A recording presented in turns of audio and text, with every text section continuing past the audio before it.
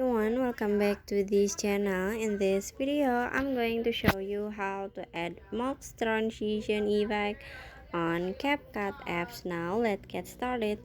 First, after you open your CapCut apps and add the video that you want to edit, in here I have a two video.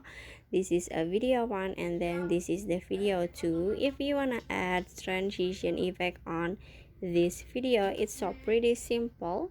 So you just click on the box white icon, this one, click on it, and then in here at the menu you can swipe until you can see mouse and click on it, and in here you can see many mouse transition effect.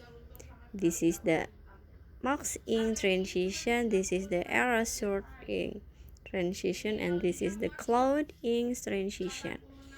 Okay, and after this, in here you can swipe this icon to left or right for adjust the duration. Okay, like this, and after this, in here you can click on the check icon at the bottom. Okay, and finish. So that's how to add mouse transition effect on CapCut apps. I hope you found this video to be helpful. If you enjoyed the content, please consider like, comment, and subscribe down below. Bye bye.